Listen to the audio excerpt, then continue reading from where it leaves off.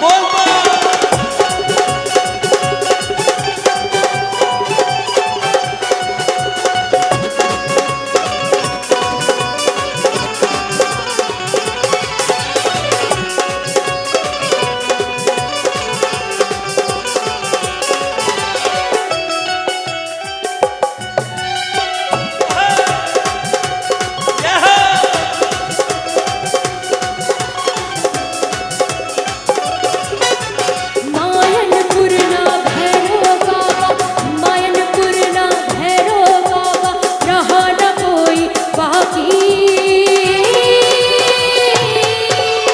बम बम बम बम बम बम बोल रहा है काशी, बम बम बोल रहा है काशी, बम बम बोल रहा है काशी, बम बम बोल रहा है काशी, बम बम बोल रहा है काशी।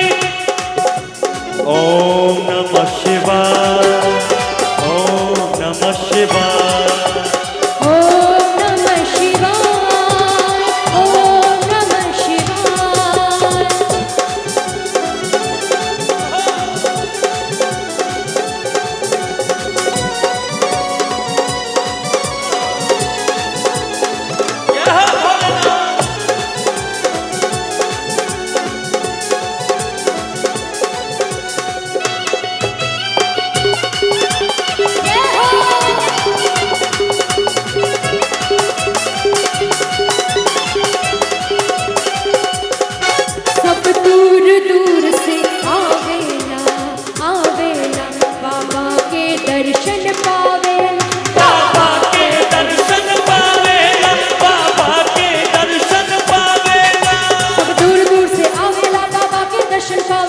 दूर दूर से आवेला बाबा के दर्शन पावेला, और जी समय लगावेला हो, और जी समय लगावेला बन करके इनकर दासी। चाची की तरफ से देखिए यहाँ आशीर्वाद ले लीजिए, और आदित्य भैया की तरफ से भी 1000 रुपये का आशीर्वाद, और चाची की तरफ से आशीर्वाद, और तालियों का साथ ही तो कहना है। एक बार जोरदार ताली आप सब बजा दीजिए दोनों हाथ से के बम बम बम बम बम बम बम बोल रहा है काशी, बम बम बोल रहा है काशी, बम बम बोल रहा है काशी, बम बम बोल रहा है काशी। होली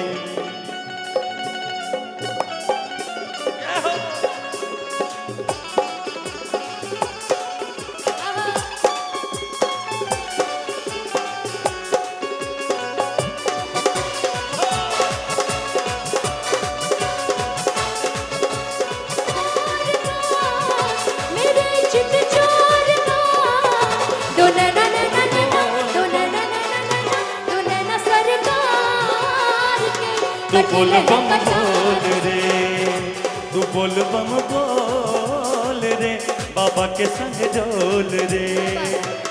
बोल रहा है काशी, बम बम बोल रहा है काशी, बम बम बोल रहा है काशी, बोल रहा है काशी। शीतला के शीतल छैया में दुर्गा जी के अंगनैया में, ओ दुर्गा जी के अंगनैया में, दुर्गा जी के अंगनैया में, शीतला की शीतल छैया में दुर्गा जी के अंगनैया में, शीतला के शीतल छैया में दुर्गा जी के अंगनैया में। अरे अरे जी सभे लगावेला हो, अरे जी सभे लगावेला पर करके इनकर दासी।